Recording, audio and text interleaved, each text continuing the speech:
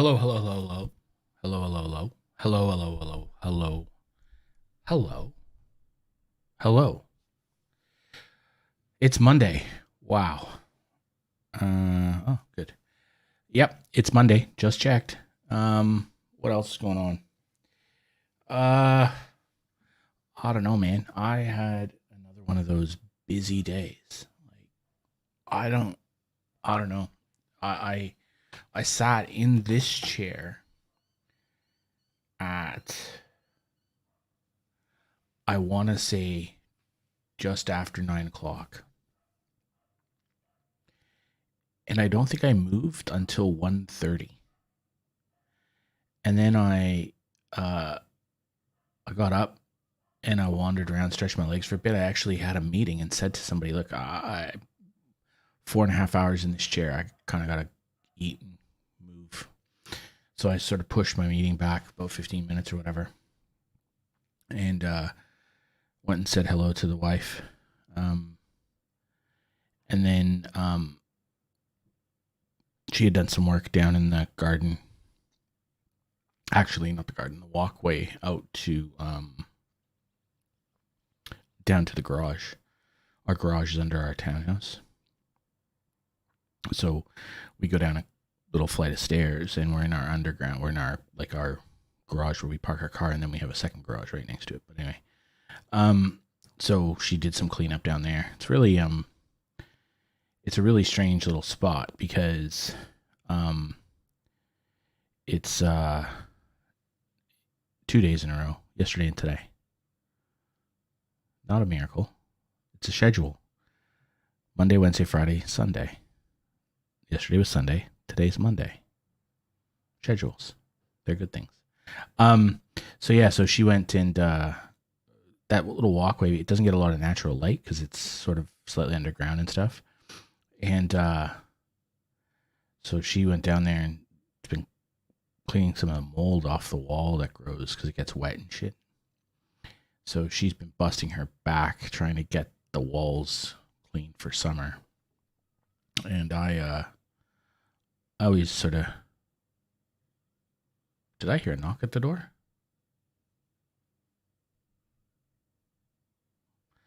Wow, that's weird. I thought somebody knocked at my door. But yeah, we're trying to get things clean for summer. I always just take the view that it doesn't really matter that much because what's going to end up happening is there's only three of us here. So if one of the other two people in the house decide that they want to walk in, they're more than welcome to walk in. They don't need an invitation. So yeah. So I went down and had a look at her handiwork. And then I had to sit back down and did more work. But thankfully, my last meeting of the day got canceled.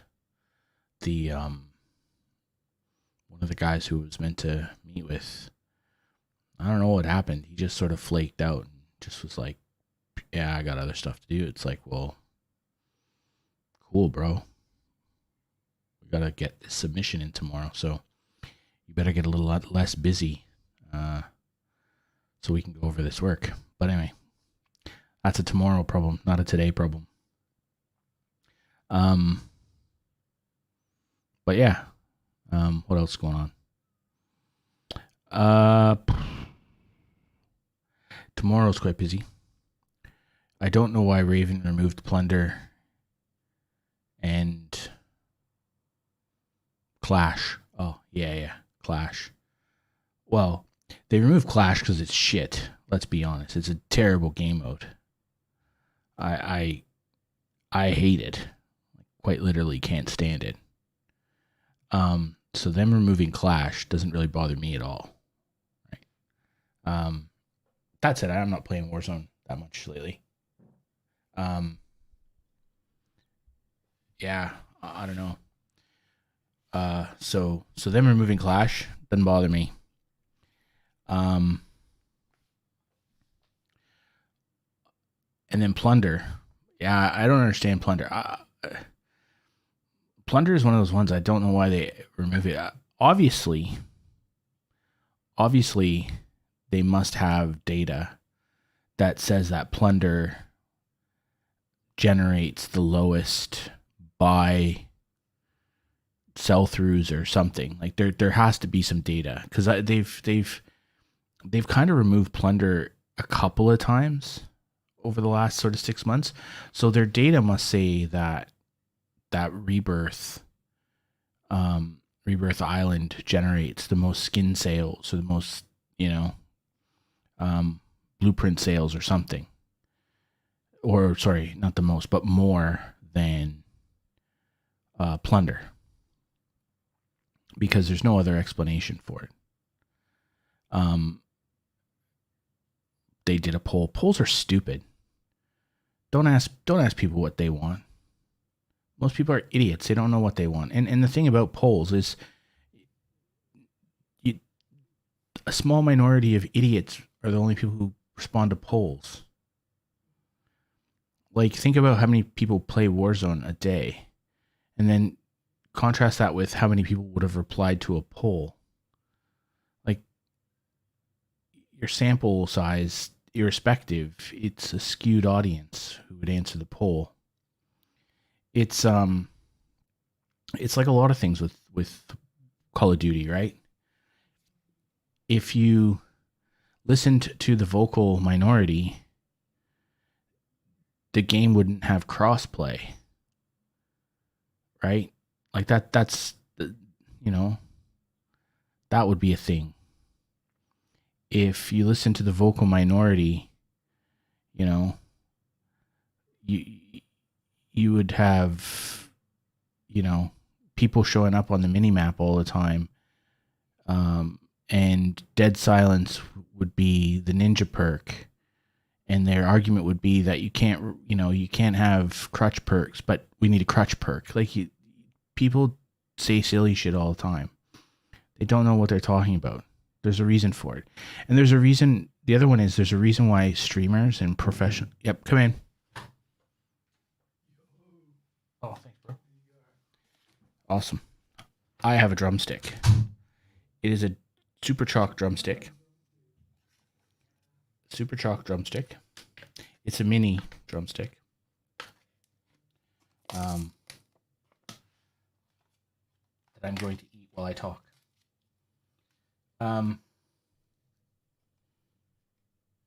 Yeah, so if you asked those professional players and those streamers, the game would be absurdly different. And it would be no fun. I'm not generally an ice cream person, but drumsticks are not ice cream. They're special.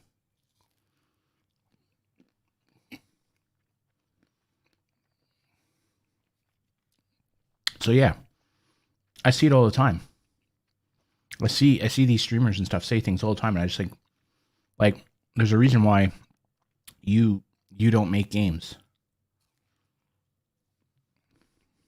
Just sit there quietly, play the game.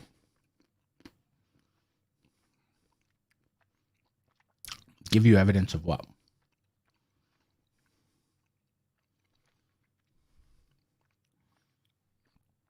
Double chocolate drumsticks. They are fire.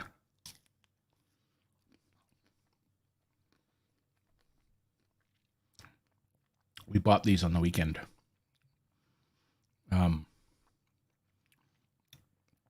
Harry and Zach ate theirs. A drumstick has ice cream in it, but it's not ice cream.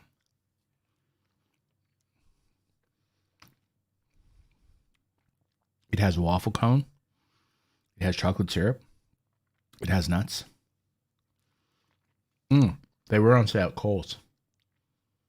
You could get 6 mini ones for $5 or something. I think they were half off.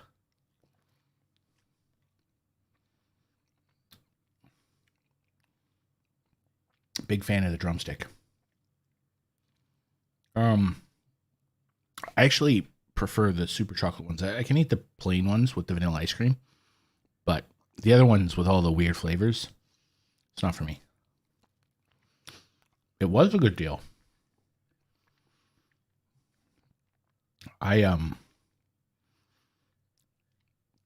when I go shopping at Kohl's, there are certain things I look for, and if they're on sale, I stock up on them.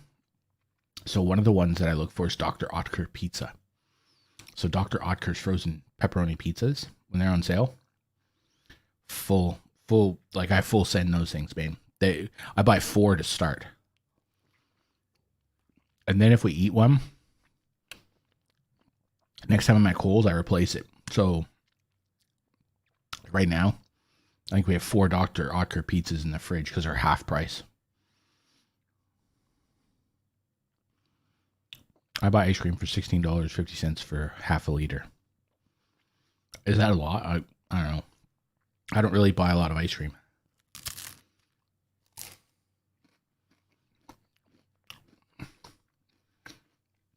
You know what is good though? Macker's soft serve cones. Man, for like a 50 cents, they're the best value.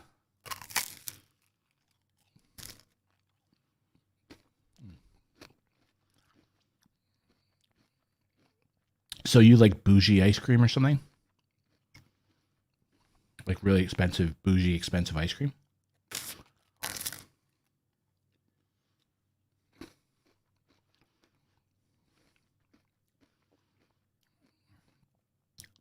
Yeah. What kind of ice cream is like that expensive?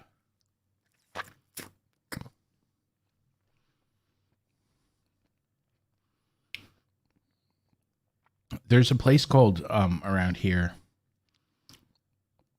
called C9 ice cream. And they make like this pistachio ice cream or gelato or something. I don't care. And Harriet and Zach love this pistachio ice cream. But it's like, I don't know, it's like $28 or something for a tub.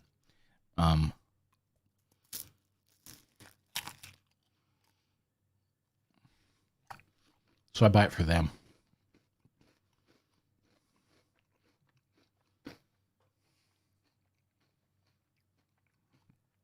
I'm chewing the cone, so I have to stay away from the mic. Otherwise, it sounds ridiculous. Yeah.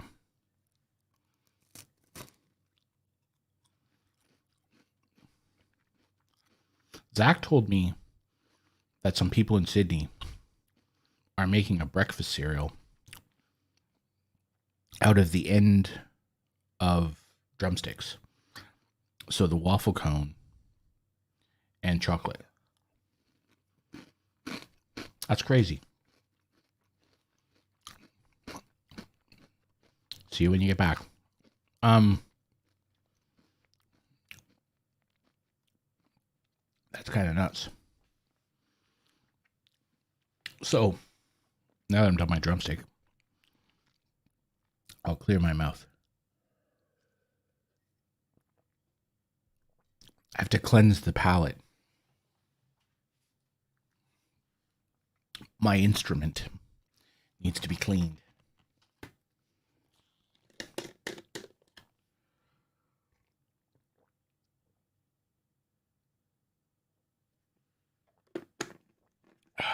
There we go.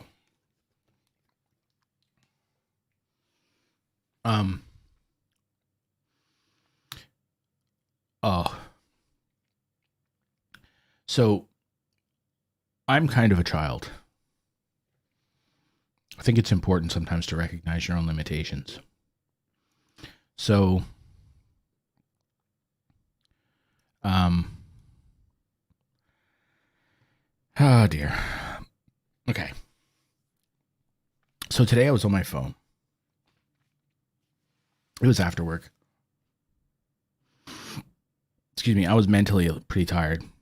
I had to whip over to the grocery store to grab something for dinner. We were having honey soy chicken wings, which is pretty cool. Those are fire. And corn and a few other things. And we just were missing, we usually like to have French stick or something like that with it. So I just thought, well, I'll shoot over and grab a French stick. And then when I go into the grocery store, I tend to like buy things that I find interesting. And I found some streaky bacon potato chips today. Man, that's a kind of interesting combination of flavors right there. So I decided that I'd pick up some streaky bacon potato chips to go with the chili potato chips that I was also buying at the same time. And anyway, so I get back to the car, and there's a learner driver in the car park in the underground car park, and this kid's learning to park in the underground, right? So they're trying to his driving instructor's obviously trying to teach him how to, front in and back in, and different directions and stuff like that. So unfortunately, I don't think this kid had ever parked before. So he was right in front of me. So I wasn't going anywhere. So I'm sitting there, right? I think it's really stupid, actually. I have to say, just before I continue on with the story. So these kids, right? They're in cars. And like pretty much every car now has a reverse parking camera. Right? It's a good idea. But these kids who are learning to drive, they can't use it. So they have to switch it off.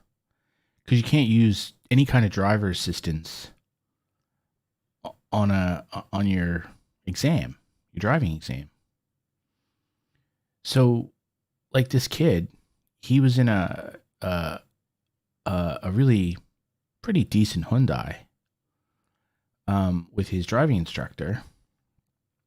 It had a reverse camera. It no doubt had parking sensors. And it also had like side sensors. And the driving instructor just has to turn it all off. And it's like, I kind of get it. Like, you need people to be able to drive reasonably well without those things, because if they don't have them, they still have to be able to park their car, right? Or not back into a wall. Like, I get it. But when do people not have those things now? Like, I can't even envision a scenario where I would be in a car that didn't have a reverse camera. Maybe a truck. But if I'm not a very good driver, why would I be in a pickup truck or something? It's just kind of weird.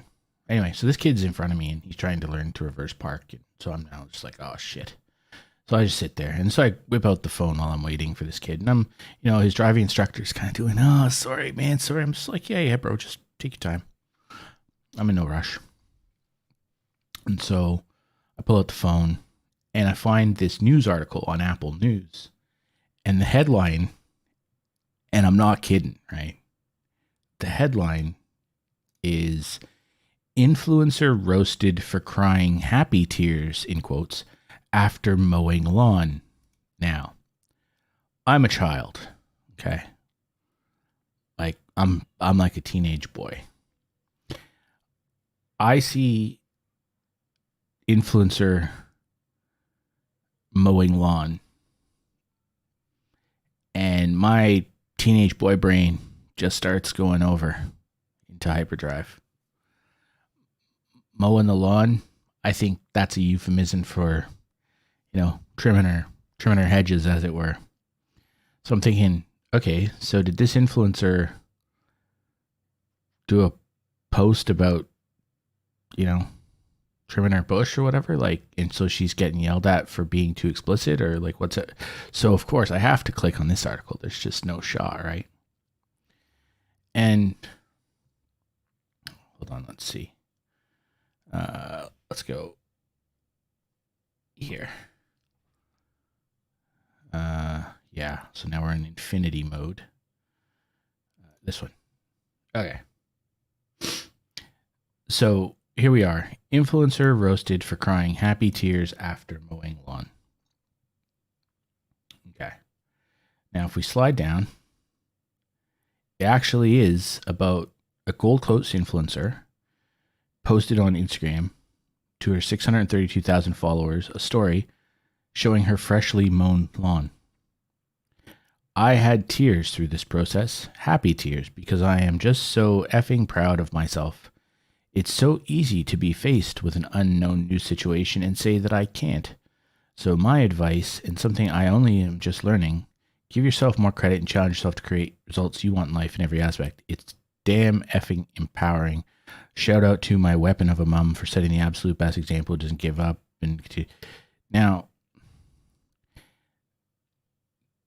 Now, this young lady, she quite literally only cut the grass at her house. Good for her, right? Good for her. But it wasn't like she took Iwo Jima, right?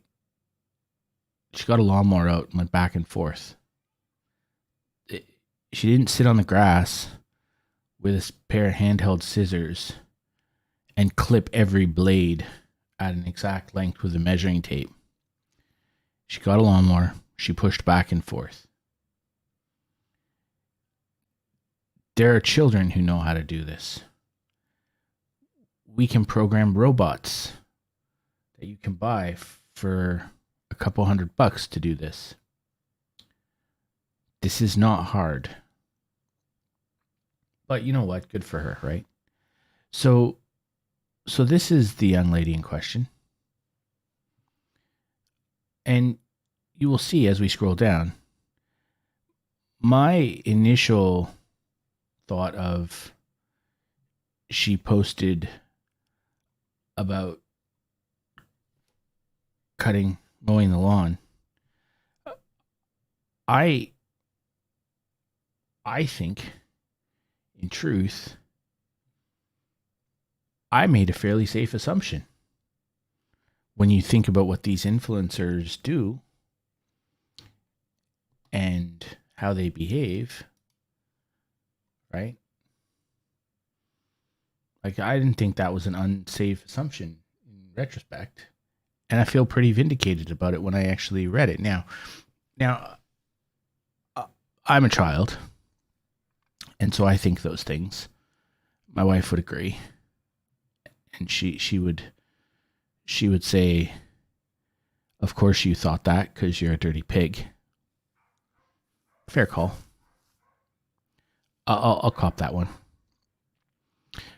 But, like, the part of this story with Olivia that I think is brutally unfair is that everybody teed off on her, just kind of like I did. Not maybe worse than what I did, let's be honest. Like, it is kind of pathetic and childlike to be so proud and celebrate cutting the grass. It's not a big deal. And she's not, like, mentally incapacitated or physically disabled or anything like that. So just cutting the lawn, you're a grown woman. It's not hard. Right? So there's that. And I think my mild criticism, it's not unfair. But it's the internet we're talking about. So my mild criticism is just that mild. It's like, I'm a 47-year-old dude. She's probably, I don't know how old she is, 20. What do I know? We just have different life experience. And so I see that and I think, that's weird. But the internet being the internet, tons and tons of people just teed off on this young girl. And the problem with the internet is dogpiling. Right? I hate dogpiling. I hate it. Because I think it's so cowardly. I think it's so weak. And people do this thing where, oh, well, we're calling them out, right? And not in this case. In this case, they're just dogpiling this young lady because they thought it was funny to kick somebody like that. Ha ha ha. I'm going to make the pretty girl cry and mock her. Right? Okay, bro. You insist. It's kind of pathetic, right? Mine were just jokes. Like, I just kind of laugh because it does seem like it, on the surface, doing an Instagram story about how empowering it is to cut your own grass. It's a bit naff, really. It's a bit, I don't know. It's kind of faux empowerment, right? It's like, look at me, I'm strong, I cut my grass. Okay. But the internet being the internet, people just take it too far. They just go too far and they make it extraordinarily personal, and they mock and ridicule people like that. And somebody's comment, which I thought was really super apt, was just because she's an influencer doesn't mean she's not a person. Doesn't mean she's not a human being. Like, she has feelings.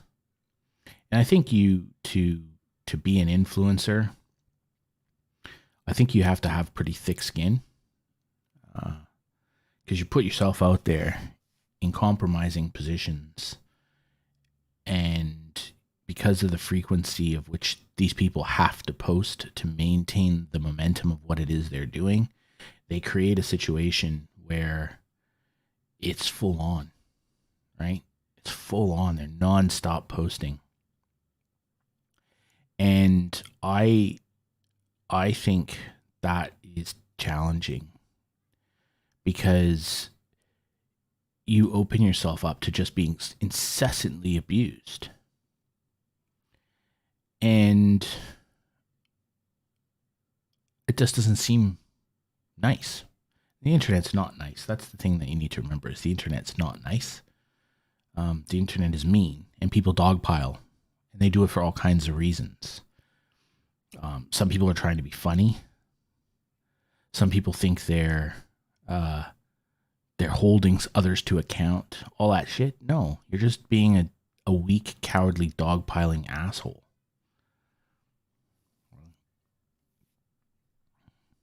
So that young lady was unfortunately the victim of that today. And okay, her post was kind of stupid. It was kind of childlike. I found it funny because I thought the euphemism was clever. But unfortunately, fortunately, I guess it depends on how you look at it. That wasn't what it was. And yeah. And it's interesting, And so I sort of decided to talk about that today, because in yesterday's Shooting the Shit with Sean on Sunday, we talked a little bit about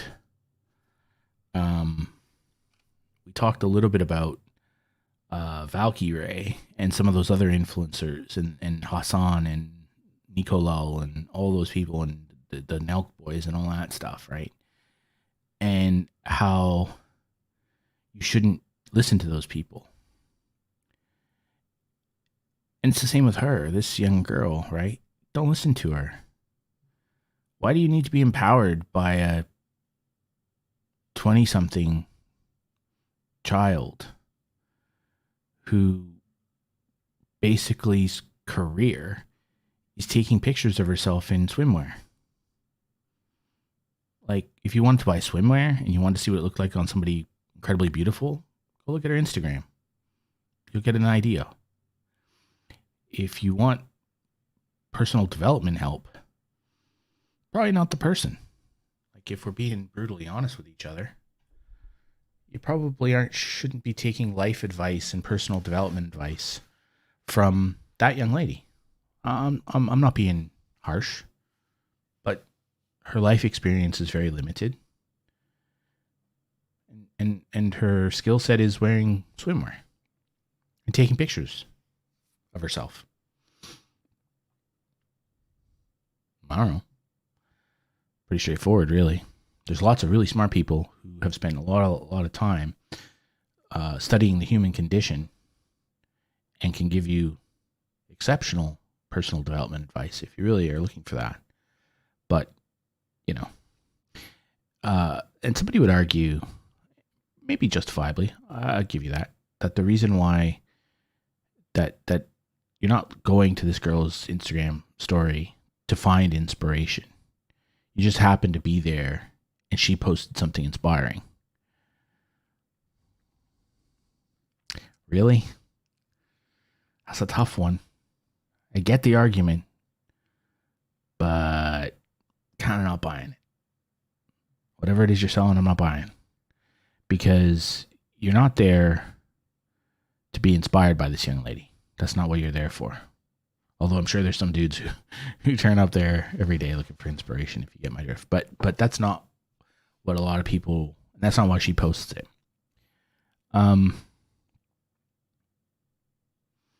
But you know, good for her. Like, so people think I make light of some of this stuff. No, not at all. I think good for them. Attractive young lady. Get your, not doing anything wrong. She looks good in a swimsuit. Good for her. Sell it. Sell those swimsuits. People probably pay her thousands of dollars to wear them. Good for her. She's not doing anything wrong. So I don't have a huge problem with any of that stuff. It's not, I don't see anything wrong with it. And I'm not going to judge anyone for doing stuff like that. More power to them. But, as a commentary on the audience, don't take life experience, personal development lessons from people like that.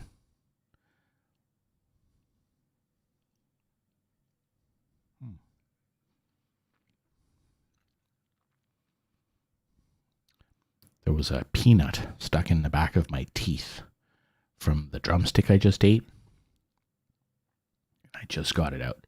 Is there any worse feeling than when you eat something with like peanuts, or if you eat popcorn and if you get like a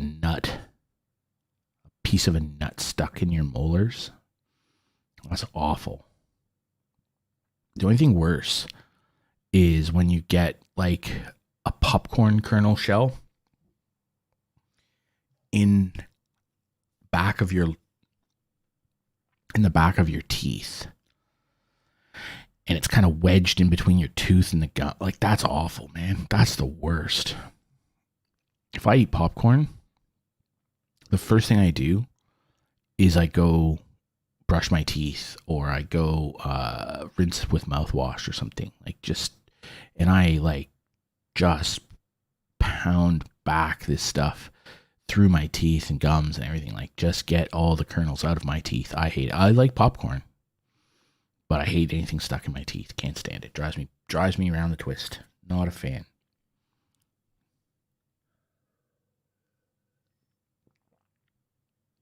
Don't like it at all. So what else is going on? Oh, you know what I noticed this weekend, actually? I didn't talk about this. My wife and I this weekend, we went out a fair bit. Holy crow, the traffic. Man, people have embraced this freedom stuff. Yeah, for sure. The traffic on the weekend was intense. So we were surprised when we got to Macquarie Centre, though, because it wasn't that busy. But the traffic in our area was heavy traffic. Military Road was just bumper to bumper. All of the back streets were bumper to bumper. And I worked it out. People were going up, because it was a nice day, people were going up to the beaches, right? So we've been sort of locked in this 5-kilometer ring, and within 5 kilometers of our house, the beach options are pretty limited. You have Balmoral but Balmoral's like a crappy little beach. I don't mean that negatively if you live in Balmoral and you're watching this, I'm sorry, but it's not a great beach. It's just kind of an inlet, and there's no surf or anything. It's kind of dark, murky water. It's cold. I don't know. Parking is shit. There's a good fish and chips place down there though. But yeah, it's not a great beach. So that's kind of the closest, and it's within the 5 kilometers of where we are. But because all the things lifted, and it was a really good weekend this weekend, people were off to the beach, right? They're all going up to northern beaches. So I'm sure some people went up to Manly and you know, Curl and even Shelley and those places, right? Like you could just see the traffic was just packed trying to get across the Spit Bridge. So that was where the traffic was. It had nothing to do with anything else because the shopping centers and all that were pretty empty. I am still quite surprised at how light the traffic or how light the customer flow is at the shopping centers. That really surprises me. I kind of thought when Freedom Day hit, it would be bedlam in the shopping centers. And we've had now a couple weekends and it's not been like that at all. It's been pretty pedestrian. Like it's busier than, I don't know, on August, but it's not pre-Christmas busy. It's not that busy yet. It's pretty surprising. I'm a little bit shocked. I thought the malls would be stupid. So, don't know. But yeah, it was definitely busy on the roads on the weekend. But you know what was interesting today? I posted a bit about it somewhere. Twitter. Yeah, I posted on Facebook, but I posted on Twitter. I was in my home office today, literally right at this desk. And over that direction, just there, is a window. And I have the window open now. And we live, I don't know, like 150 meters maybe, not even, away from, like, as the crow flies, from a public school, a kid's school. My son went there. So it's K to 6, right? And I was just doing some work today. And in a moment, I heard all these kids playing outside and kids yelling and just being kids. And I realized it was the first time I'd heard that in 4 or 5 months because the schools here have been closed. And it was really nice. It was really nice to hear these kids just out there running around, screaming, yelling, kicking balls around, and just playing with their friends. Yeah, it was really, really nice. And early this morning, because it's the first day back at school for all the kids, right? After lockdown. And my son's school was in the paper, he's finished school now. My son's in this kind of a weird spot where he's done, but he still has his year 12 exams to do, his state exams. So he doesn't have class, so he's not in school, but he's not finished school. It's kind of a weird situation. And but the high school he was at, on the Facebook group for the parents, they had a picture of all the kids going back to school this morning, and the school had balloons at the entrance for the kids to welcome them back, and kids all seemed very happy. The kids all turned up early. And that their school was in the newspaper talking about how all these kids, just like this high school, these kids just turned up early. They were all excited to go back. It was nice. So it was just there's a sense of normality returning. I guess it's a good way to think of it. Here in Sydney, things just seem to kind of slowly be getting back to normal, which is great. Because the last few months, I don't know, it's just kind of been a nuisance. And especially even the last month or so, it's been a real nuisance because here in Sydney, our case numbers have just kept going down and down and down and down. And so we've been sort of still in lockdown. It was inevitable that we would get to 70 and 80% vaccination rates. Those were the triggers that the government had set for us to get out of lockdown. And there was just this march of inevitability, and it was kind of just dragged out a bit. Um, so it was nice for the kids to be back at school. You know, it's very rare that children are very excited to get back to school, but these kids were very excited to get back to school. It kind of reminded me, interestingly, so here in Australia, the school year is a little bit different, right? So the school year runs from last week of January through a couple weeks before Christmas. And so they have four terms, and the first one runs to Easter, and then the second one runs till the first from 2 weeks, so that they run from end of January through to Easter. Then they get a couple weeks off at Easter, and then they come back and they go again till first or second week of July, and then they get 2 weeks off, and then they run till mid September. They get 2 more weeks off, and then they run to about 2 weeks before Christmas, and then they're off from 2 weeks before Christmas until the last week of January, so they get about 6 weeks off. Which is hugely different from what I grew up with, right? In North America, we have September, so you go back after Labor Day, and you go till Christmas, and you get 2 weeks off at Christmas, and then you go back, and then you get March break, so you kind of get a week off in March sometime, and then you do the run to June, right? So you then don't finish school until like second week of June. But then you're off second week of June through to the second week of September. You're off for a solid, 3 months, right? And so by the time the end of August would roll around, man, I remember being a kid, like I enjoyed my time off, but I used to look forward to getting back to class, getting back to school, and getting back to see some of my friends who I hadn't seen in months and stuff like that. And for the first, few days of school, it was always good fun. And then you just hate going, because that's just what happens when you're a kid. But these kids had a very similar experience to what we would have every year. They'd been off for 4 months, except they had to do Zoom classes. Man, I don't know. I like working from home now. Like, I enjoy it. But holy crow, I'm so over Teams meetings and Zoom meetings, like dead set. Like, I have to fire up Teams, and I just kind of dread it. I'm just like, oh man, here we go. And it's not you just get tired of it. I kind of find myself thinking, it'd be good to go back to the office and have a proper meeting like an adult. Once or twice a week, that'd be awesome.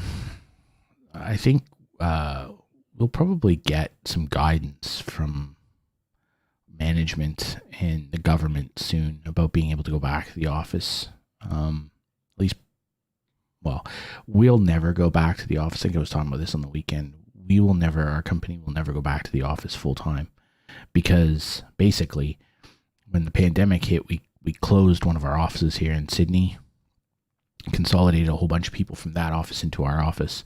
We consolidated a floor that we had out of our office, so we just don't have the space for everybody who works for us. Like, if everybody who works for us turned up the office, there wouldn't be enough places for people to sit. So we're never going to have a situation where we're all going to go back to the office. We don't have the floor space. So we're going to work from home a lot of the time going forward now. But it would be nice once a week just to kind of go in and see some people and talk shop and have lunch and wander around the city, take a train, that kind of thing. So kind of looking forward to that. I think when the guidance is that we can all kind of start going back, I think that's what I'll do. I'll pick a day a week, just go pretend I'm an adult, go sit in the office and, whatever. But I think a lot of people are like me. They're like, yeah, I like working from home, but it'd be good to get out once in a while. And I know people who actually moved. Like, I know people who, when work from home became a thing and it became kind of obvious that most people would be working from home most of the time. I know people who actually just moved house. They either gave up the place they were renting or they sold and they moved far away from Sydney. Not far away, but like farther away. I know people who lived up. So if you're at all familiar with Sydney geography, we have an area of the city called Gosford, which is up towards the central coast of New South Wales. And Gosford is not like 90 minutes away. People moving up that way. I know some people who moved down south to Maitland and stuff. Again, 60, 70, 80, 90 minutes south of the city. So it's not like they're going to commute every day. That's a bit of a hike, right? So they've just basically decided they're never going back full time. They're going to work from home. Because you wouldn't spend 3 hours a day commuting. Like, that's just not sensible. So this is the new reality.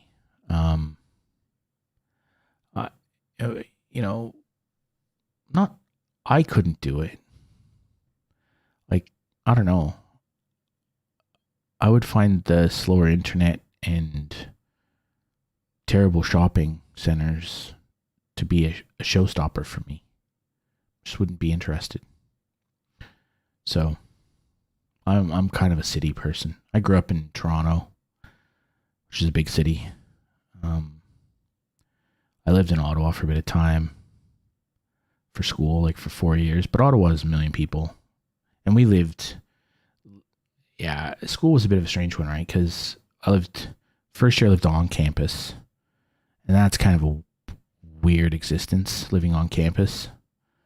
And then we rented a house with me and some buddies, and like we spent, half our time on campus and half our time in the city. And so to us, Ottawa was fine because it was 1 million people.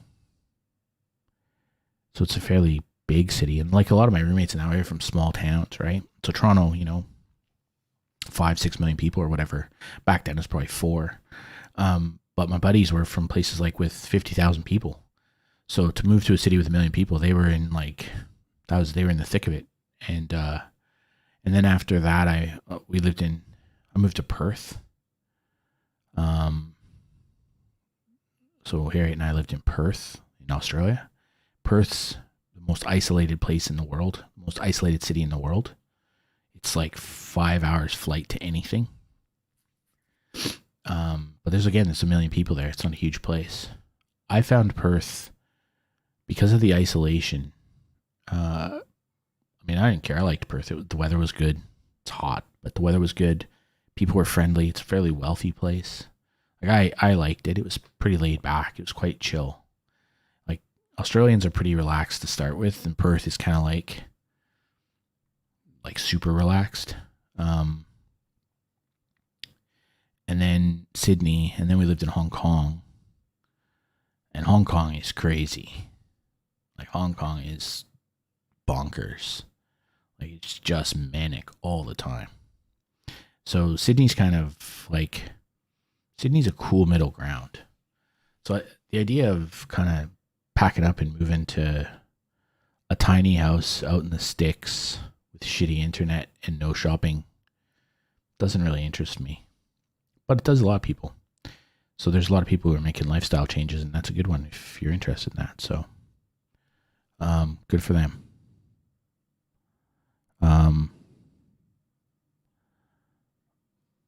Sorry, I just had to look at something. So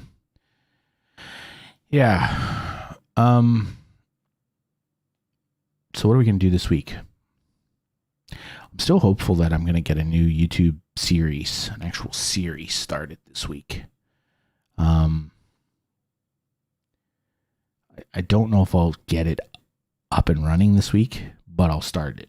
Like I'll start doing the work on it, but I don't know if I'll get the first episodes up for a couple of days after I start. So that will I'll probably start that on Wednesday.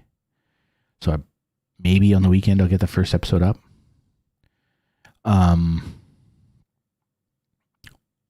Zach has to get his second vaccination on Wednesday, so kind of busy on Wednesday.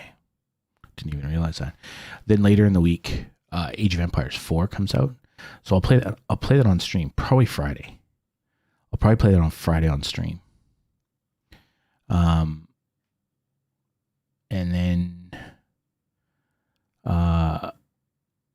And then like next week, a week Thursday or something, I think. Hold on, let me check. November.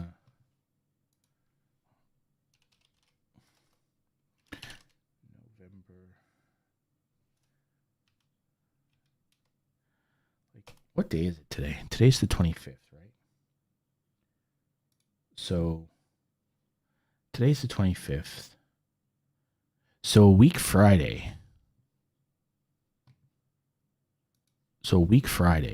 Vanguard comes out. So we'll play Vanguard. Now, I'm going to caveat this one quite hard. I really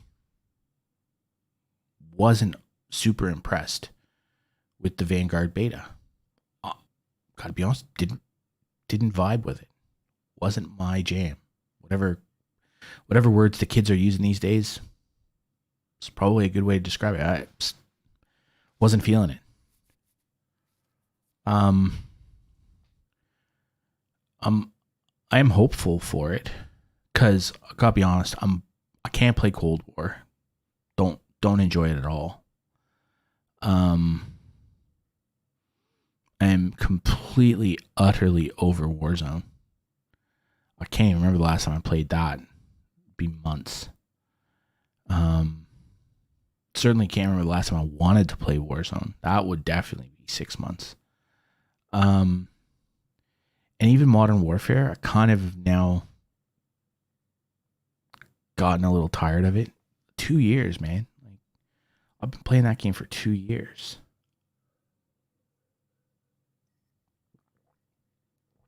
So my hope is Vanguard is good fun. And if it is, then that'll give me something to play. Never mind stream. Like, it is what it is, but just for fun. Like, just to pick up the game and play. Like, that would be fun. So that would be good. And then what else is coming? Forza, the new Forza is coming. I actually just pre-installed that today. Microsoft gave me a notification and said, "Hey, Game Pass member, you can preload Forza." That's pretty cool. So I did that. So yeah, Age, Forza. What else? Oh, Football Manager 22 is coming. That'll be good fun. Then this game that I'm going to play starting this week. So yeah, there's lots of things. But I'm kind of trying to figure out what the stream is going to look like, and I kind of got some ideas for a series I want to play. I'll tell you what I'm most disappointed about. What I'm most disappointed about is still NHL 22 from EA Sports. I'm still super disappointed on that one for a whole bunch of reasons. Like, it's not on Game Pass, so I can't play it on xCloud. So if NHL 22 was on Game Pass, then I could play it on Xbox xCloud. So if you're not familiar, xCloud is Microsoft's Xbox in the cloud, basically. And so you can play from a PC, you can play Xbox games that are part of Game Pass. So I had to be able to play NHL 22 that. You can't really buy games and play them out of xCloud either, which is kind of weird. It has to be part of Game Pass. So that's kind of a strange thing. I could buy NHL 22 on our Xbox, and then soon, at some point, I would be able to play off the Xbox with xCloud on my PC. Or I could get our Xbox One that's just sitting in the next room, and I could play NHL 22 on that. But I kind of am annoyed, right? That I'm an I'm an EA Play Pro member. And I still have, so I have their subscription service, right?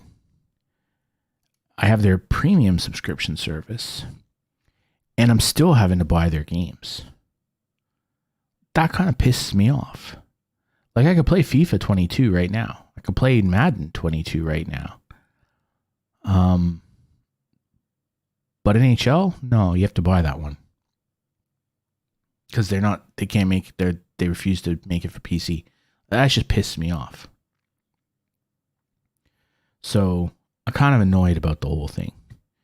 And I'm disappointed because I really was looking forward to NHL this year. Like, hockey is kind of pissing me off all the way around at the moment. Like last year, so I'll just go off on a little bit of a tangent. Last year, so I'm a Toronto Maple Leafs fan. And that's kind of just that's a human torture rack. Being a Leafs fan, man, I don't think there's any other sporting team comparable to it, right?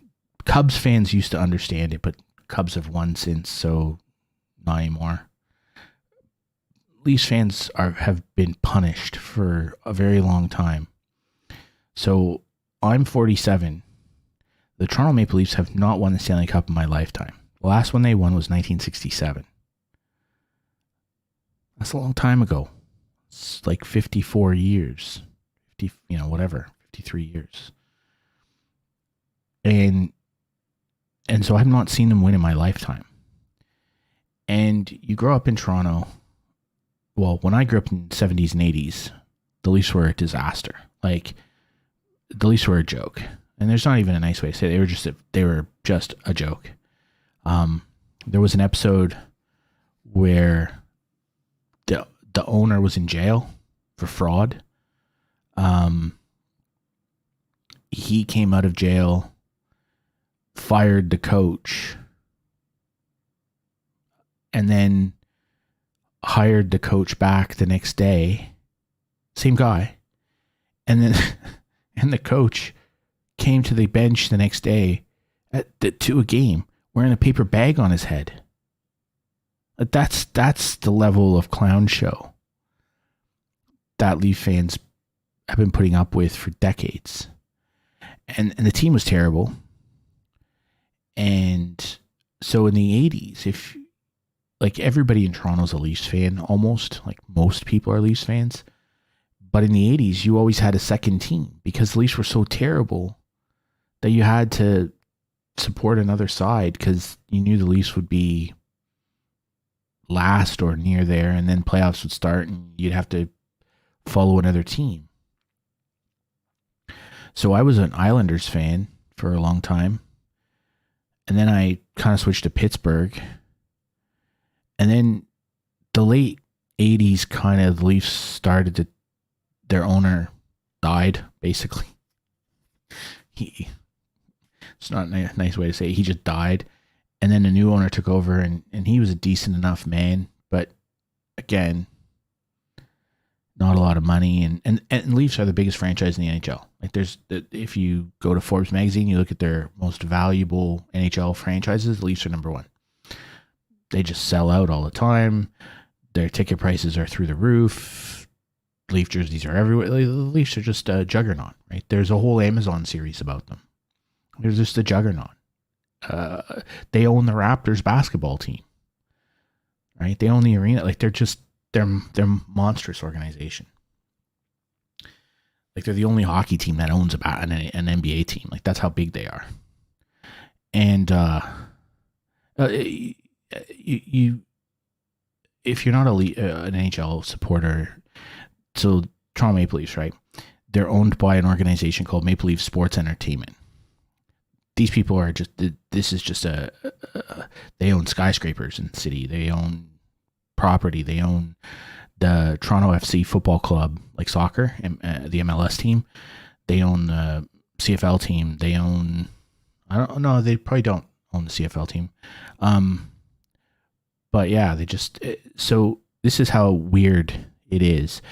the Ontario government has now decided, so the province of Ontario, right? And to give you some context, the province of Ontario is like 13.5 million people. So it's not a small place, right?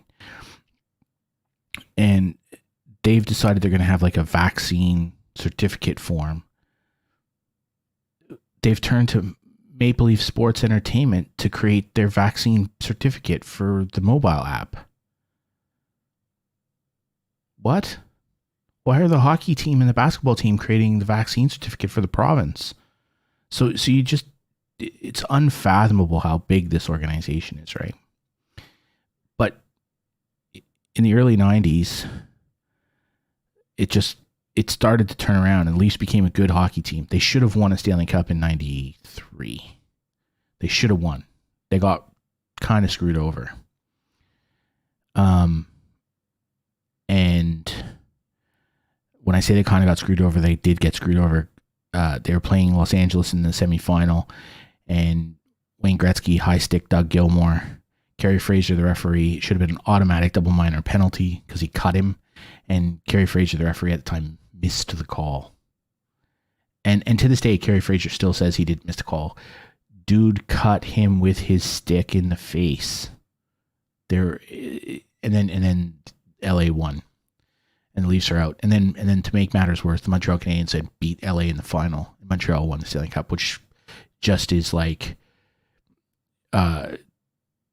getting kicked in the balls and then somebody throwing sand in your face. Like, it's just the worst possible outcome for a Leafs fan. Anyway, the Leafs were okay. The only saving grace back then as a Leafs fan, and growing up in Toronto, was the Jays were good at that time. Like, the Jays won the World Series in 92 and again in 93. And the Leafs were good. And it was like best time ever to be alive in Toronto as a sports fan.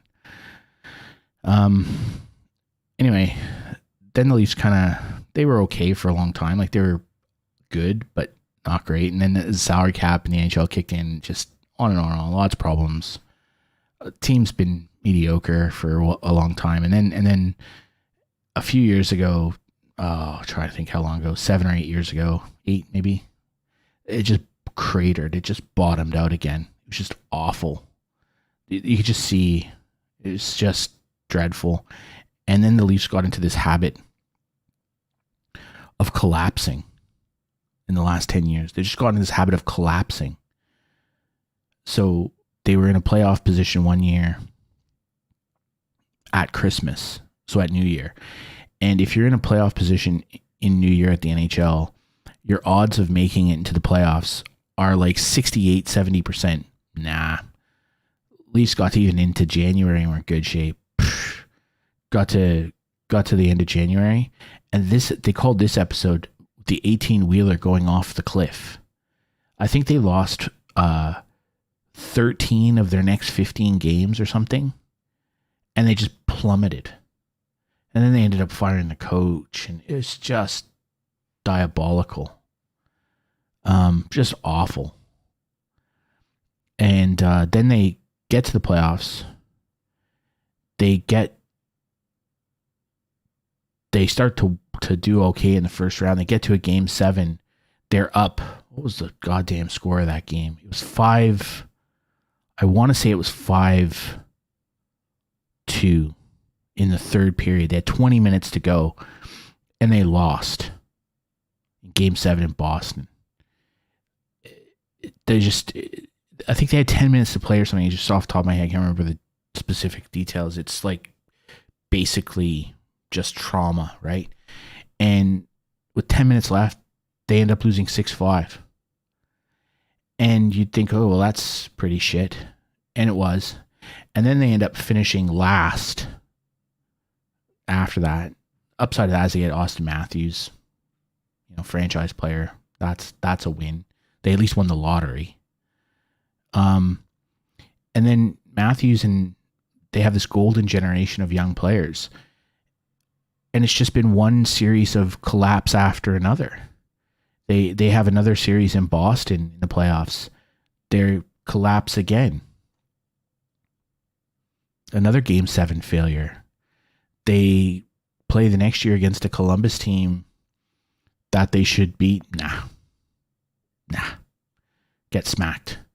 No reason. Just don't turn up and play well. They play Montreal. Boston beats them again in Game 7.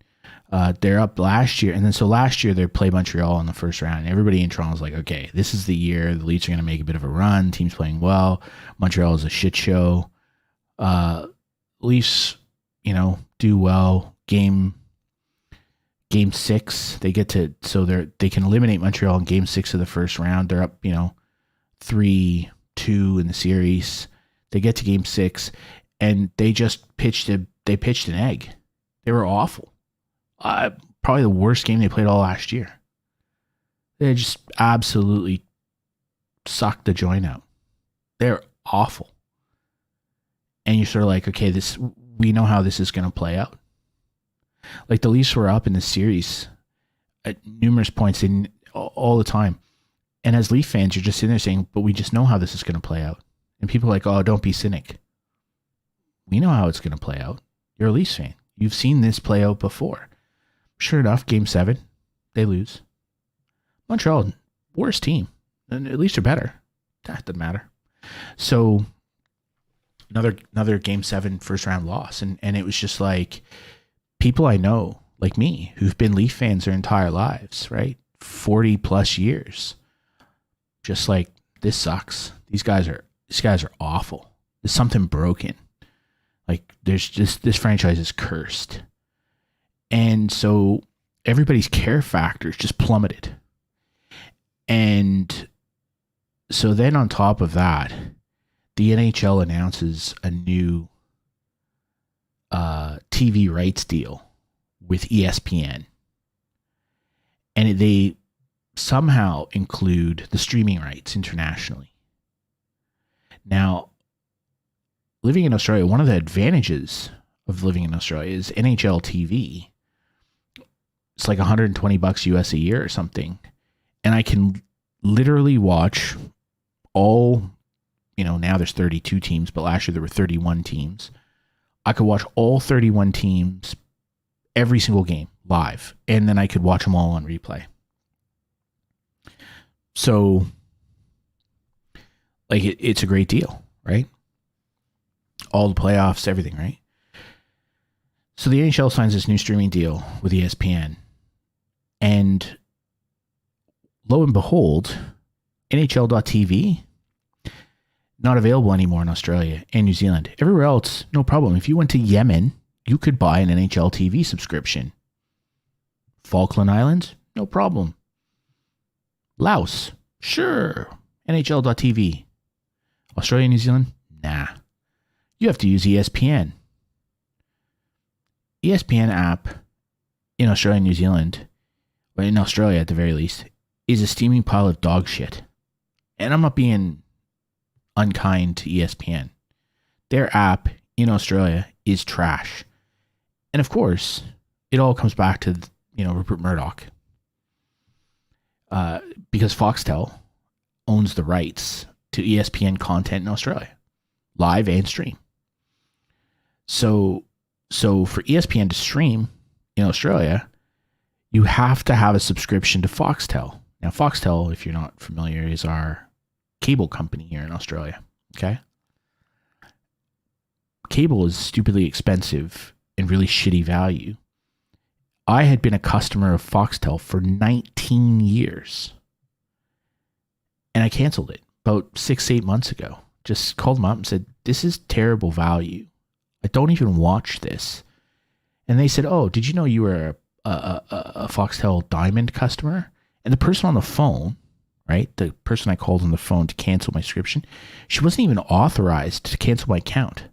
Because I was a Diamond customer, I'd been a customer for 15 consecutive years, the call center girl wasn't even authorized to turn off my account. She had to escalate me to some customer retention seeking dipshit or something somewhere.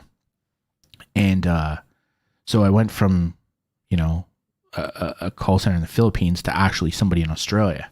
It was like, oh, really? You've been a customer for so long. You've been entitled to this and you've been entitled to that. It's like, I've never even heard of this Diamond program. If it's so valuable and I'm such a good customer, how come every year I have to call up and say, how come people who just joined get better rates than me? And then I have to argue for you to give me the same rate as you give somebody who just rocked in up off the street. And I have done that. Like, I had done that like 10 times over the nearly 20 years of our relationship. And I just canceled, right? It was $120 a month or something for cable. I was just like, this is stupid. I never watched this shit anyway. So I canceled. And now, of course, hockey season starts up. I need a Foxtel subscription to get ESPN. An app. I literally have to log in with my Foxtel account on an ESPN app to be able to watch this stupid shit. Thankfully, there's an internet TV, IPTV company here in Australia called Fetch. And they too have rights to ESPN. And so to watch hockey this year, I had to go out, spend $150 on a Fetch box that I'll never use. It's sitting in the room, plugged in, connected to our bedroom TV. The only reason I did that is because I needed it plugged in and set up so I could get a Fetch account. It's the only way I could do it. Because you can't just get a straight Fetch streaming account because rights and distribution and shit like that, you have to have a box. But then once I have the box and it's all set up, I can then use the Fetch streaming app. Anyway, so $150 for the box or some shit, and then $20 a month for the Fetch service, which then includes ESPN. So for me to watch hockey this year, if let's just say I keep my Fetch subscription only for hockey season, right? And I get rid of it when hockey season is done in June. It's going to cost me, what, $300 this year to watch the NHL. Last year was $120 US. This year it's $300. And if that's not bad enough, right? That's not bad enough. The Leafs have sucked ass this year. They are woeful. Like, I watched them the other night. They played San Jose. And it was just, they just got spanked. They were just, the score was not indicative. The score was flattering for the Leafs. I think they lost 5-3 or something. It was flattering for them. They were terrible. Fans were booing. Like, so they're in Toronto, right? The fans are booing. People are throwing their jerseys onto the ice. People are throwing their memorabilia on the ice. Like, people are just disgusted. And then they play the next day. So the Leafs play, it's a back-to-back. They played San Jose and Toronto, and then they had to fly out overnight to Pittsburgh, and they played the Penguins. And the Penguins are missing like all of their best players, like Crosby and Gino and all these guys. They're not playing. Like, they're injured or they're out or COVID, whatever, COVID protocol, something. They're not, best players aren't playing. 7-1. They got absolutely beaten. Like dogs. And you're just sitting there, and it hit 7, Penguins converted their touchdown, and I was just like, this is just trash. This is terrible. So I'm a long-suffering Leafs fan, and hockey has just become, again, unbearable. We went through this horrific period a few years ago of the Leafs bottoming out so they could rebuild. They've rebuilt, and the rebuild has been all these great young players who got grotesquely overpaid and now have absurdly underperformed. It's just painful as a fan. And so this year, all I can think of is, you know what? EA Sports is moving the NHL franchise to the Frostbite engine. And if it's on Frostbite, like, Madden and FIFA, then they'll be able to bring NHL 22 to the PC, and I'll be like able to play that. And who cares? I'll just play some hockey on the PC, and the Leafs can do whatever the Leafs do, and I'll watch games. So just to give you some context, right? Last year, Leafs play 82 games a year. I think I watched about 60 plus live or same day, because the games are at weird times here in Australia. So I kind of watch normally 60 plus Leaf games a year.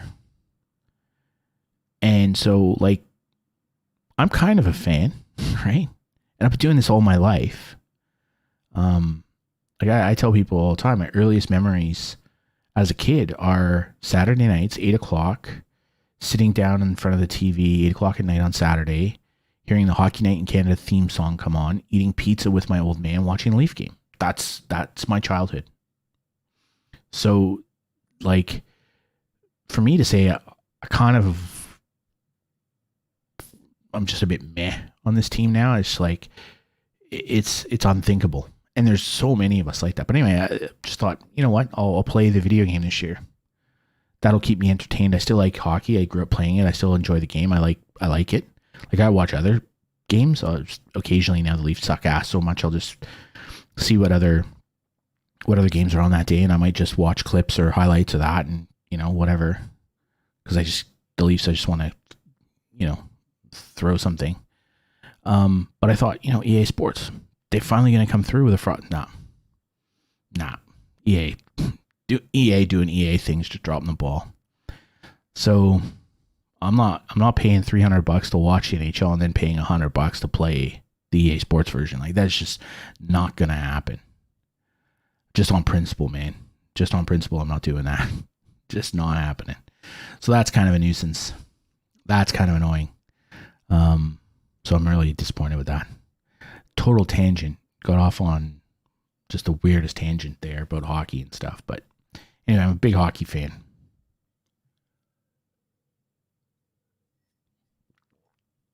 I follow a guy on Twitter, and he's a content creator, and he's an English guy, and he creates football manager videos. And he's quite entertaining. And a couple of these English guys, have become hockey fans in the last couple of years, and he's a Leafs fan. And I think he's been watching Leafs for probably 2, 3, 4 years, something like that, right? And so for him, there's no 18-wheelers, there's no coaches with bags on their heads, there's no Muskoka 5, there's no, owner ripping the C off the captain's jersey. There's none of that. He doesn't have any of that history. He's got none of that baggage. All he knows is, Austin Matthews, Mitch Marner, William Nylander, Morgan Riley. He just knows that generation of players, since he's been a fan, the Leafs signed John Tavares. It's like, that's his history of it. And so I see him, I'm staying up till like 3 a.m. to watch the Leaf game. And I just, hit him up on Twitter and just like, you're not yet a masochist. It's cute to watch you be this enthusiastic. Just wait, be patient. It'll come. They'll do it to you. They do it to all of us. That's what they do. So yeah, I see Jack's interest and I kind of smile. I'll be fascinated how somebody like that, who becomes a new Leafs fan in adulthood, is able to process the inevitable long-term pain and suffering that franchise will cause. I'm fascinated to watch. So I'm just going to keep watching his Twitter account and see before he either switches allegiances to a new team, because he just like, these guys are just killing me slowly, or he just devolves into this puddle that the rest of us are, of, ongoing disappointment and whatever. It's so cynical, but it's true.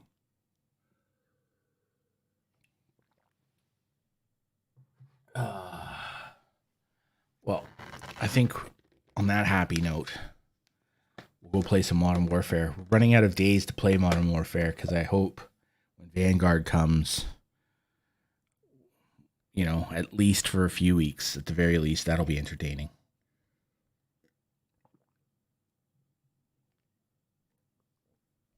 You know what it is? I'm not huge on objective-based games in Call of Duty. Don't really care that much. Zombies are stupid, not interested. So I like there to be a few really good maps. And I like the movement to be fun. And Modern Warfare with Shipment and to a lesser extent Shoot House, the movement is good and the maps are fun. And so I enjoy playing that. And in Cold War, Nuketown was good.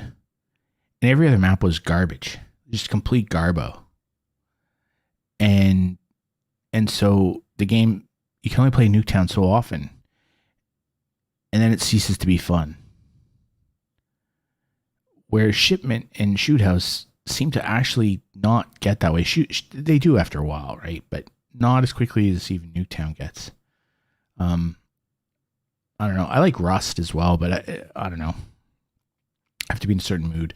Like, I don't know. People said the Modern Warfare maps were terrible. I don't know. Hackney Yard's good fun. Rust is good fun. Some of the other maps, Piccadilly is just terrible.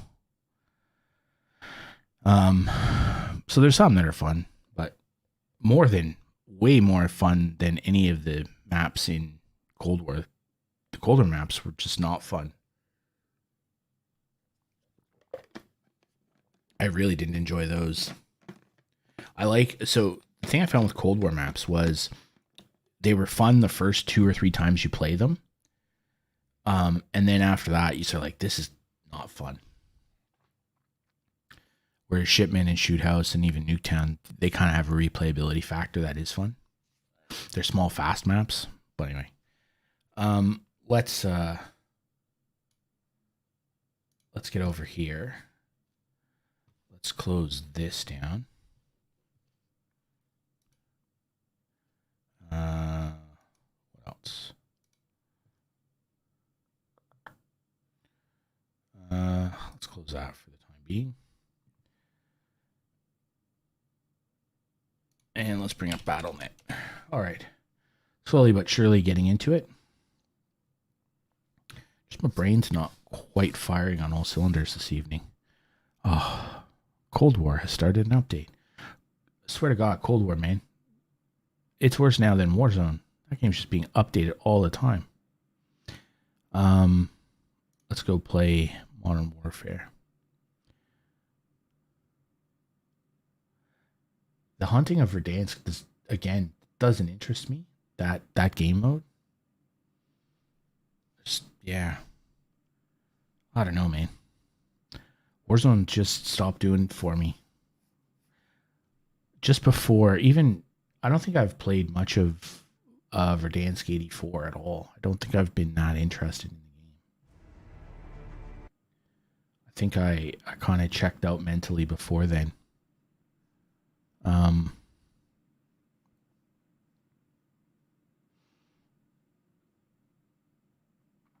All right.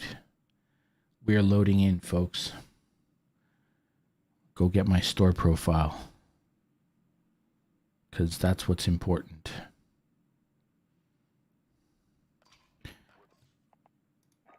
Okay, yep, there you go. Hook me into the store.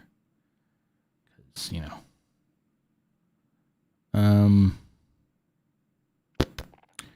all right. All right. Shoot the ship. I think we'll just run around with the CX-9 again. I really like the CX-9. I enjoy it. It's a good gun. You can see I'm level 7, so you can see I've just not played at all this season. Just, I don't know, man. Just not loving it. Okay, so who do we got here? Maka, the golden goldfish. There's pumpkins flying around. Oh, there's nobody with really weird names. That's disappointing. Always like to see some of the strange. Hey, Shipment.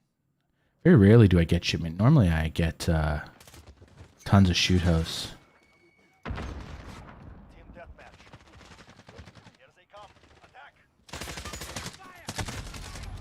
Oh, there were people behind me the whole time.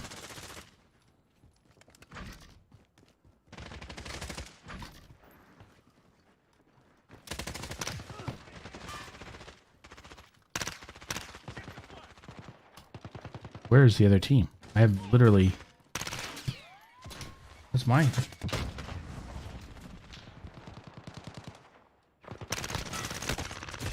Like... Okay, so he's back there, is he?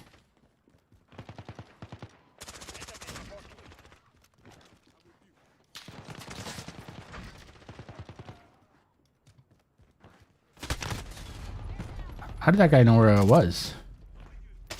Oh, okay. Is he the only person on their team? Holy shit, man. I am, like, getting just destroyed here. Holy fuck, guy with a riot shield.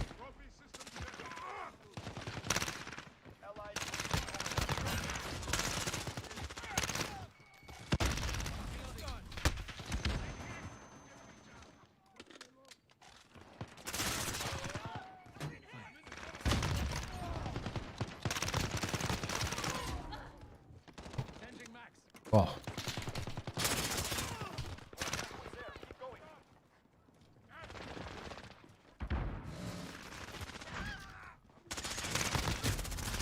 Wow, they're just, I'm not sure what's going on here.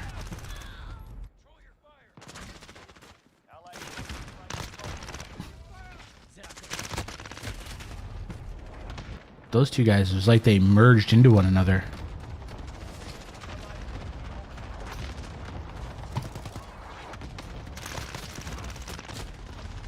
Oh, holy shit.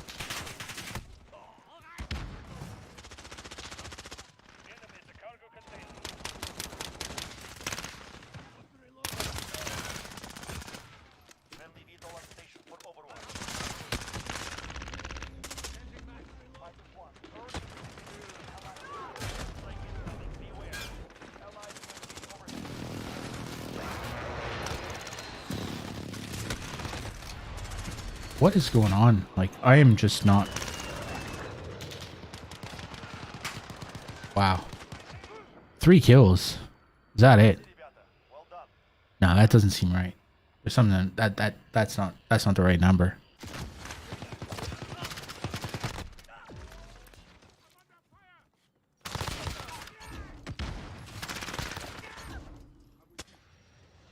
That can't possibly... Nah, so the stats are all screwed up.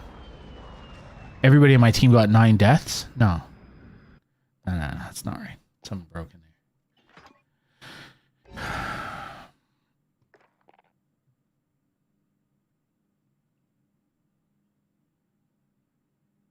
Weird.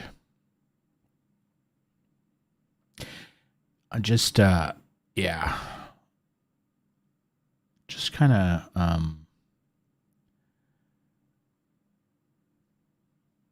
I'm just finding that this game seems to lack, they lack any concern or care for the game at all. So this guy was in my last game. Yeah, they've kind of gone, like they don't care about the game anymore.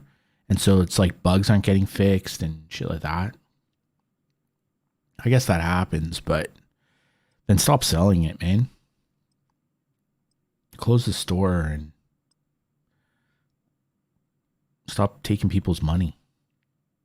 There's a memory leak in the game too, which is kind of annoying, right? So, like, why is it dropping frames like this?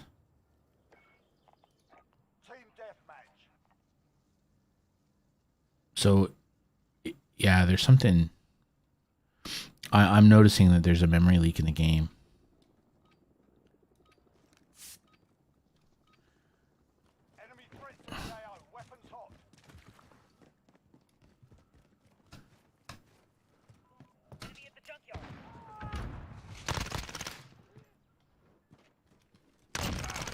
Go away.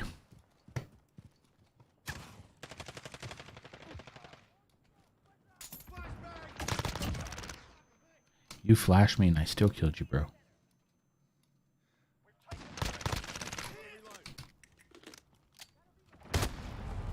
Oh.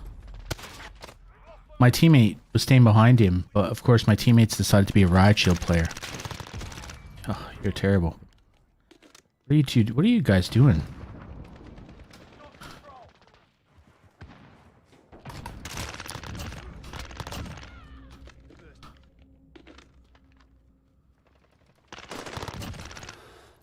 What? Oh. They're just crouch walking in corners. What is going on here?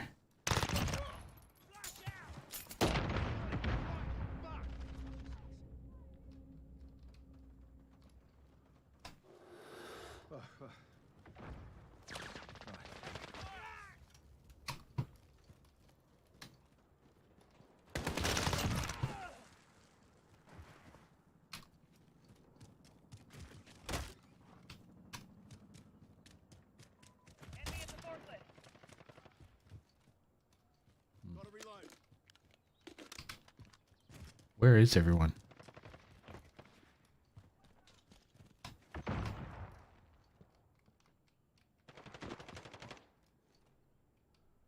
Friendly UAV overhead.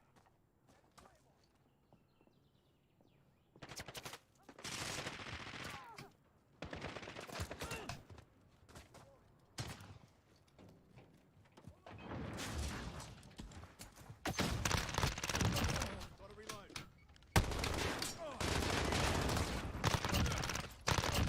Gotta reload.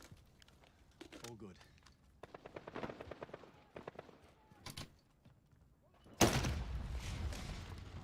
Enemy at the forklift.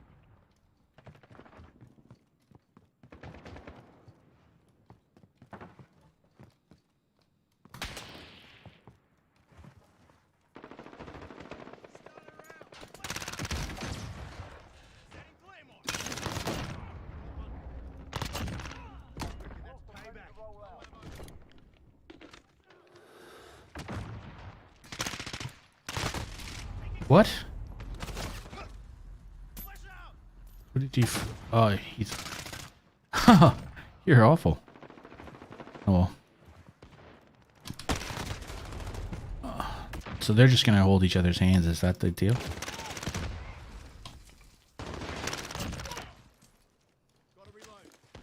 That's the deal. They're just gonna hold each other's hands.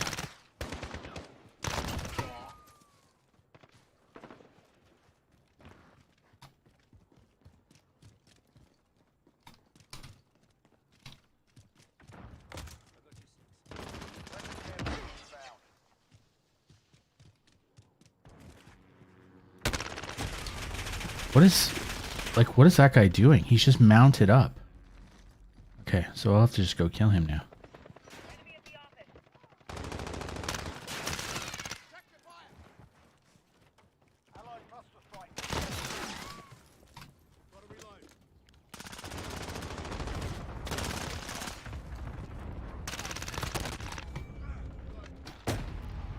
What?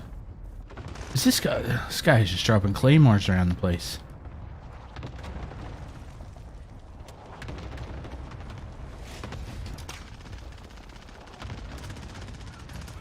Enemy at the office.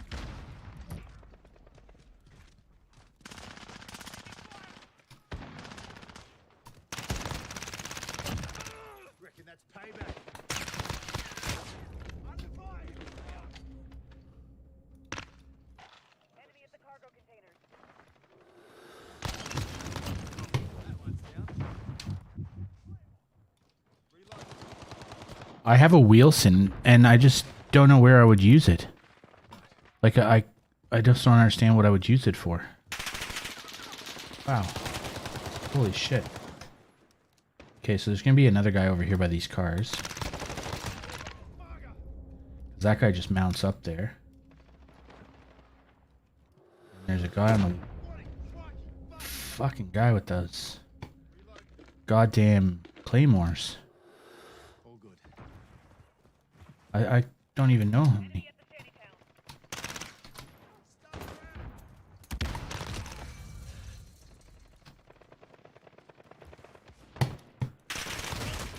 Oh, come on.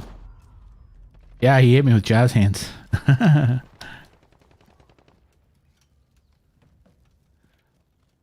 Like, I have a Wheelson. I don't even know what to do with it. Enemy at the back alley. Because these guys are... Look at this. So you gotta... They're so predictable. Enemy personal radar in the air.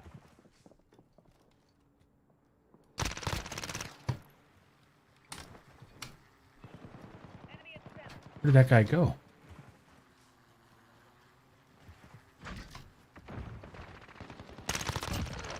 Halfway there. Keep fighting.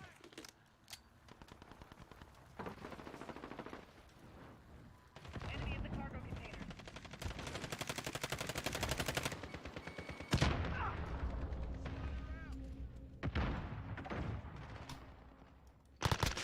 What are you doing? Oh! What is this? Jason, what is going on? Who plays like this?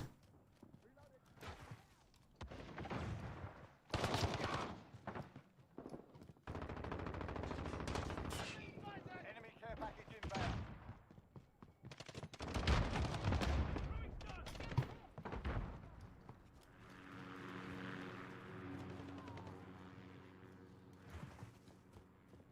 Like, they have a care package. Where's it going?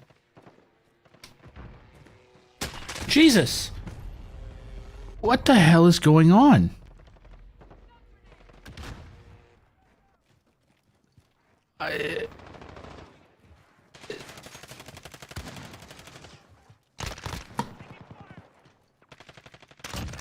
Hostile down.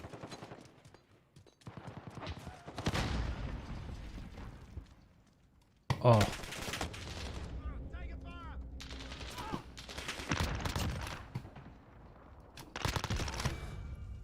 Changing mags. Far out, man. Holy crow. This is okay. I have to use the Wheelson because I don't know what else I'm gonna do. Like, I'm never gonna use it if I don't use it. Loader 2-0, commanding Wilson patrol to you.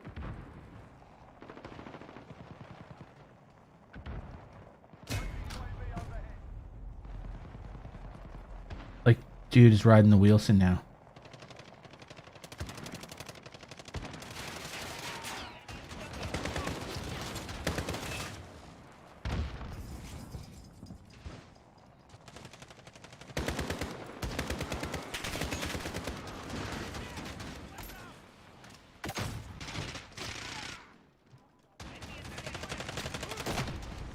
Idiot.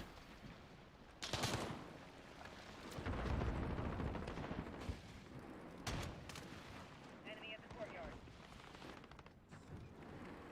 Like,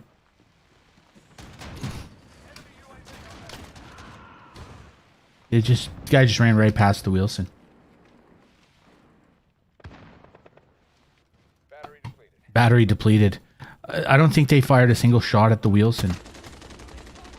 Look at this. Holy, this is... I don't have any idea what's going on.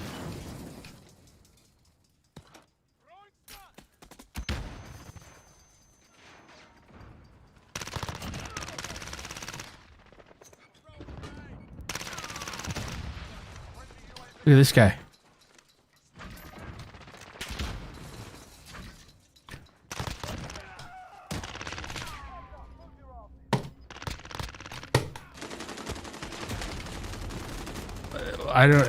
Can't explain this. I feel like I've been reverse boosted into this.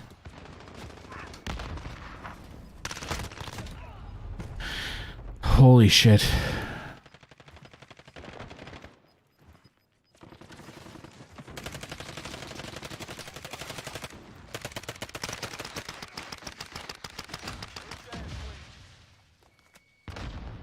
Yeah. Can I have this lobby again? Maybe in Shipment this time.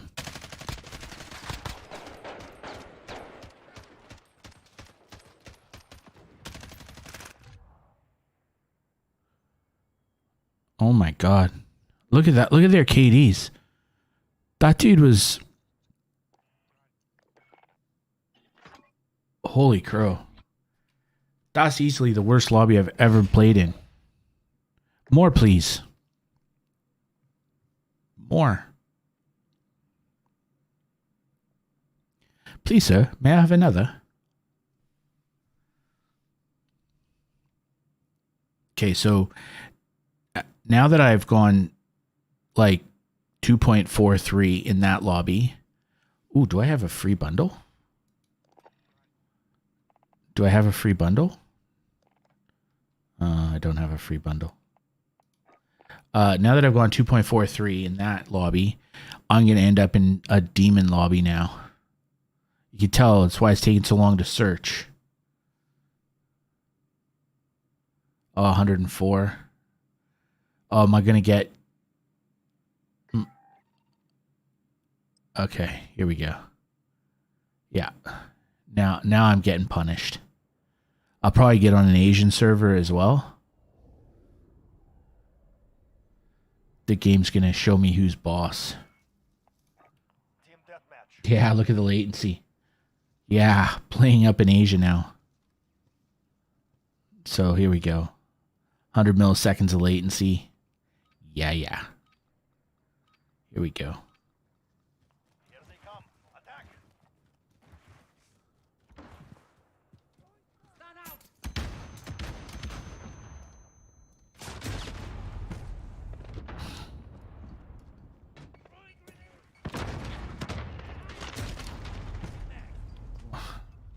So this is a huge problem with this much latency. Enemy UAV overhead. You can't, you just, yeah, it's just too much.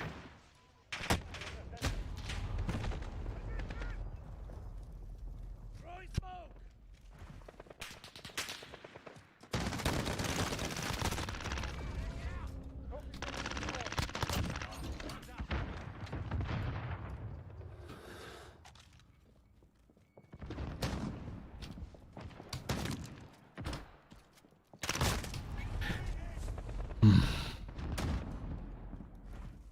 I didn't see that guy at all.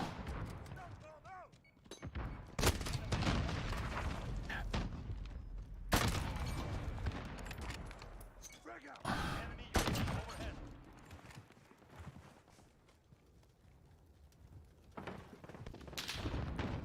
Enemy near Main Street.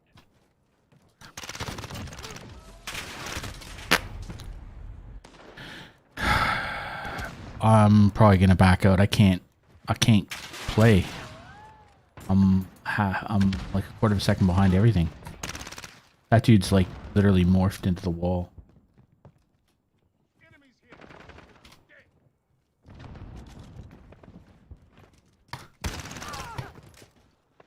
Enemy in the courtyard.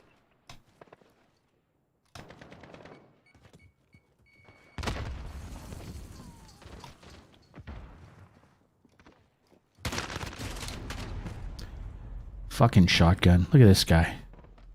He's sitting in a corner with a shotgun.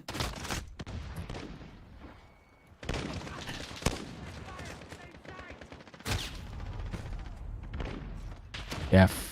What? How are... Come on, man.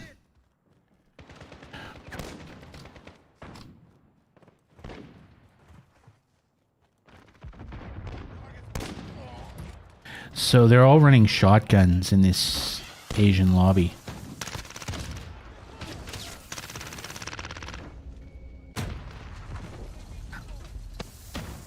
Okay, I'm done. Yeah, I'm not playing that. 100 milliseconds of latency and everybody running shotguns. No thanks. One of the things that would be good with Vanguard is if they kind of sort out some of the weapon balancing. Like, you know, the quick scoping sniper rifles with aim assist would be one that would be awesome for them to fix. If this goes to 115, 120... Let's go.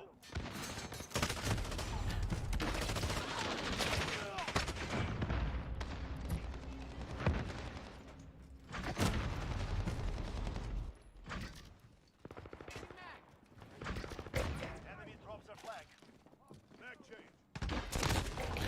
Holy shit, man. Find our flag. Move. Enemy dropping.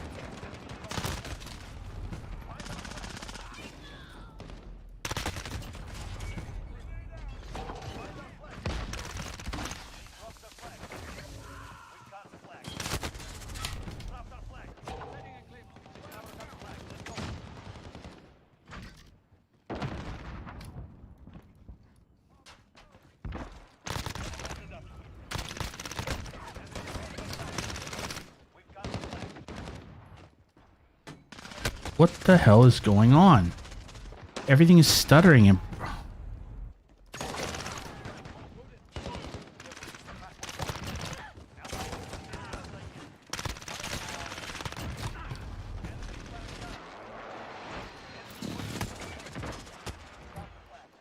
Fuck. There's something glitching with the game.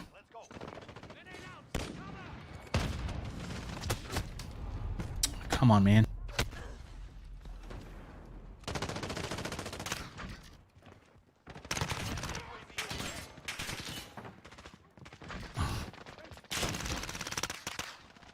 Aw, come on. What's happening? What is going on here? Now I've got a screwdriver. I live in Sydney, man.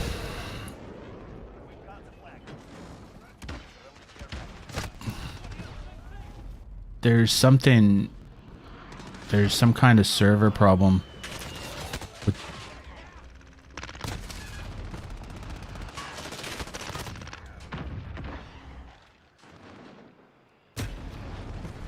What? How did that happen?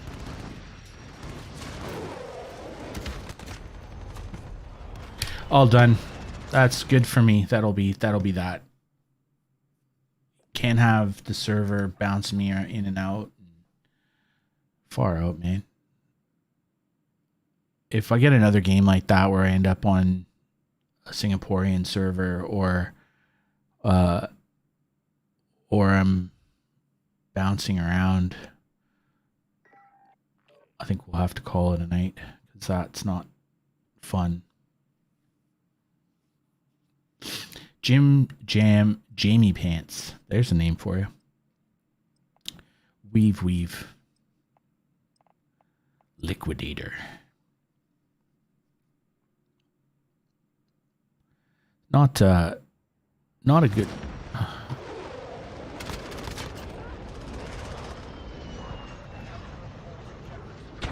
At least I'm in Sydney.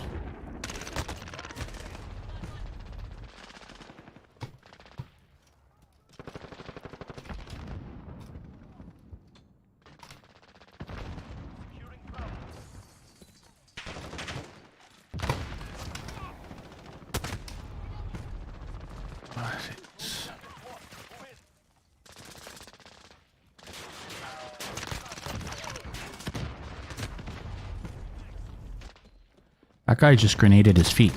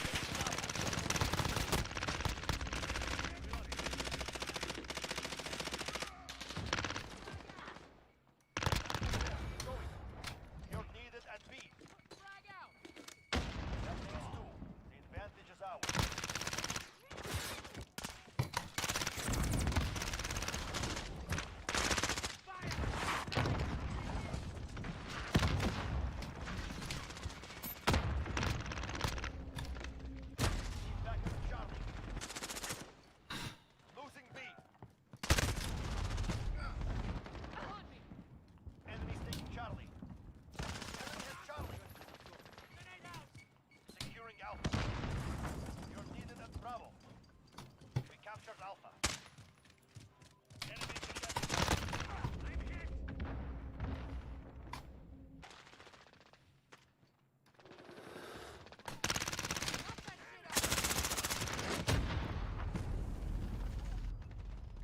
For this. Assist your team at Bravo.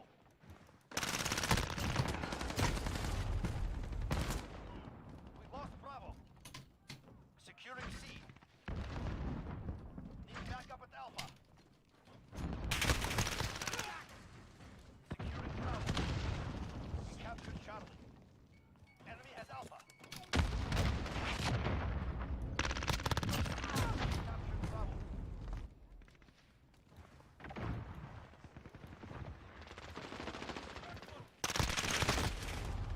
Those two are just literally holding hands. They're running around the map holding hands. Liquidator and that other person. They're just... Incoming. Beware. And one of them has an RPG.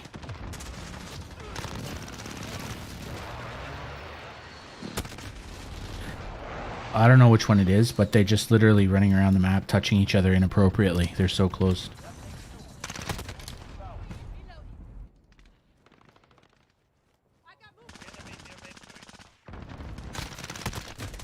Come on, man.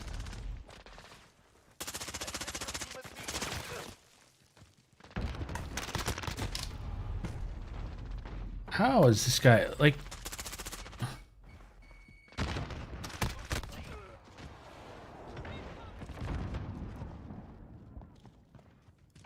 Securing Alpha. We lost C. Reloading. We captured Alpha at the forklift.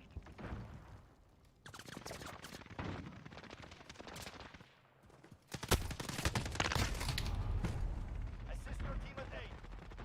Losing Bravo. Securing C.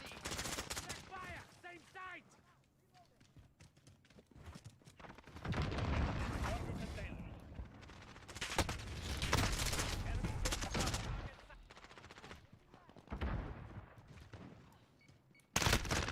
See those two? They just literally sitting in each other's back pocket. It's pretty weird. Needed at Alpha. You're needed at Bravo. Allied precision airstrike. Hold all objectives. We lost A.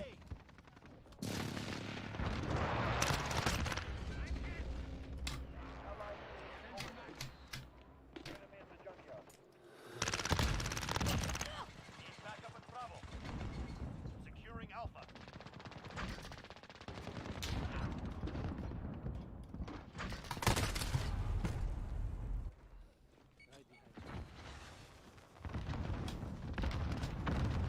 Enemy near Main Street. We have two objectives. Take the third. Contact! This is our fight. Stay focused. We're on Alpha. Stand by. Losing Bravo. Aw, come on, man.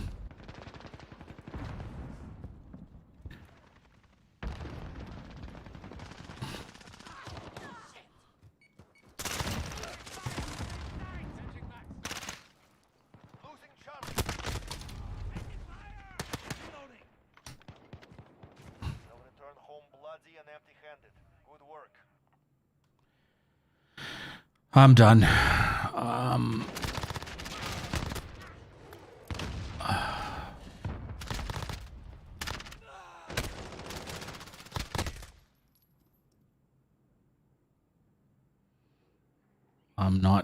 I'm not enjoying this, so I think we'll call it a night there. I don't know. I'm not having fun playing Modern Warfare anymore.